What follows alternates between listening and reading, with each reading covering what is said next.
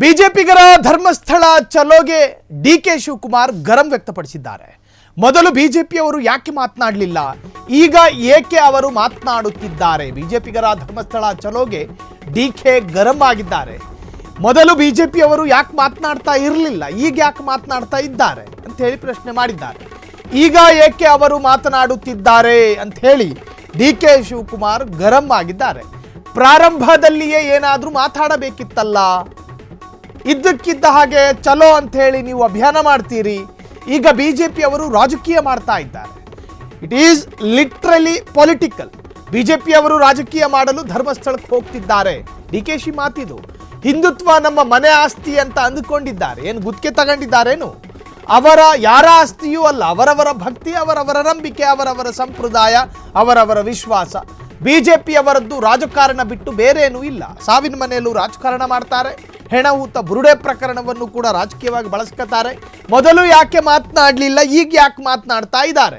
ಹೆಣಹೂತ ಪ್ರಕರಣಕ್ಕೆ SIT ರಚಿಸಬೇಕು ಅಂಥೇಳಿ ಒಂದಷ್ಟು ವರ್ಗ, ಒಂದಷ್ಟು ಗುಂಪು, ಒಂದಷ್ಟು ತಂಡ, ಒಂದಷ್ಟು ಸಂಘಟನೆ, ಒಂದಷ್ಟು ಪ್ರಾದೇಶಿಕ ಪಕ್ಷಗಳೆಲ್ಲವೂ ಒತ್ತಡ ಹಾಕುತ್ತಲ್ಲ. ಆ ಸಂದರ್ಭದಲ್ಲಿ ಈ ರಾಷ್ಟ್ರೀಯ ಪಕ್ಷ ಯಾವ ತಕರಾರು ಎತ್ತಲಿಲ್ಲ, ಯಾವ ಅಭ್ಯಂತರವನ್ನು ಕೂಡ ಎತ್ತಲಿಲ್ಲ. ಆದರೆ ಈಗ ಯಾಕೆ ತನಿಖೆ ಆರಂಭ ಆಗಿ ತನಿಖೆ ಅರ್ಧಕ್ಕೆ ಬಂದಾಗ ಈಗ ಇವರ ಏನು ತಕರಾರು, ರ್ಯಾಲಿಗಳು, ಅಭಿಯಾನಗಳು, ಆಕ್ಷೇಪಗಳು ಈಗ ಯಾಕೆ? ಆರಂಭದಲ್ಲೇ ಇಲ್ದಲೇ ಇರೋದು ಈಗ ಯಾಕೆ ಮಾಡ್ತಿದ್ದಾರೆ? ಇದು ಒಂದು ಅಕ್ಷರಶಃ ರಾಜಕೀಯ ಅಲ್ವಾ? ಬಿಜೆಪಿ ಅವರಿಗೆ ರಾಜಕೀಯ ಬಿಟ್ಟು ಇನ್ನೇನು ಗೊತ್ತಿಲ್ಲ ಅಂತ ಹೇಳಿ ಡಿ ಕೆ ಶಿವಕುಮಾರ್ ಗರಂ ಆಗಿರೋದನ್ನ ನೀವೇ ಕೇಳಿಸ್ಕೊಳ್ಳಿ.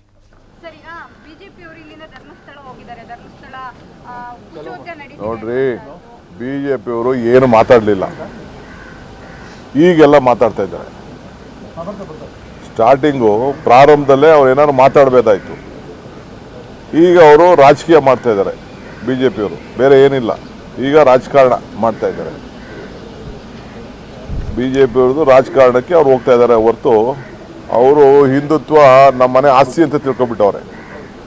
ಯಾರ ಆಸ್ತಿನೂ ಅಲ್ಲ, ಅವರವರ ಭಕ್ತಿ, ಅವರವರ ಭಾವನೆ, ಅವರವರ ನಂಬಿಕೆ. ಸೊ ನಾನು ಇದರಲ್ಲಿ ಬಿಜೆಪಿಯವ್ರದ್ದು ಬರೀ ರಾಜಕಾರಣನೇ ಬಿಟ್ಟರು ಬೇರೆ ಏನೂ ಇಲ್ಲ. ಯಾಕೆ ಸ್ಟಾರ್ಟಿಂಗಿಂದ ಮಾತಾಡಲಿಲ್ಲ? ಫಸ್ಟ್ ಡೇ SIT ಮಾಡಿದಾಗ ಯಾಕೆ ಮಾತಾಡಲಿಲ್ಲ?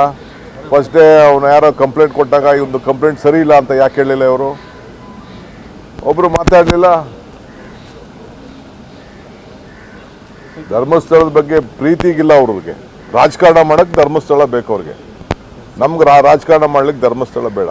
ನಮ್ಗೆ ಅವ್ರ ಗೌರವನ ಅವ್ರು ಕಾಪಾಡಬೇಕಷ್ಟೇ. ಅವ್ರಿಗೆ ಯಾರಿಗೆ ಆಗಲಿ, ಯಾರು ತಪ್ಪು ಮಾಡಿದ್ರು ಬೇಕಾದ್ರೆ ಶಿಕ್ಷೆ ಆಗಲಿ ಅನ್ನೋರು ನಾವು.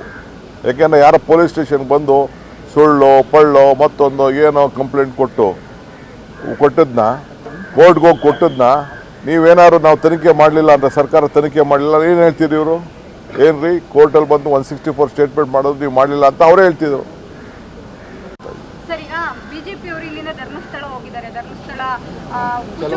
ನೋಡ್ರಿ, ಬಿಜೆಪಿಯವರು ಏನು ಮಾತಾಡಲಿಲ್ಲ, ಈಗೆಲ್ಲ ಮಾತಾಡ್ತಾರೆ. ಕ್ಷಣ ಕ್ಷಣದ ಸುದ್ದಿಗಳಿಗಾಗಿ ಫ್ರೀಡಂ ಟಿವಿ ಸಬ್ಸ್ಕ್ರೈಬ್ ಮಾಡಿ, ಲೈಕ್ ಮಾಡಿ ಹಾಗೂ ಫಾಲೋ ಮಾಡಿ. ಹೊಸ ಸುದ್ದಿಗಳ ನೋಟಿಫಿಕೇಶನ್ಗಾಗಿ ಬೆಲ್ ಐಕಾನ್ ಮೇಲೆ ಕ್ಲಿಕ್ ಮಾಡಿ.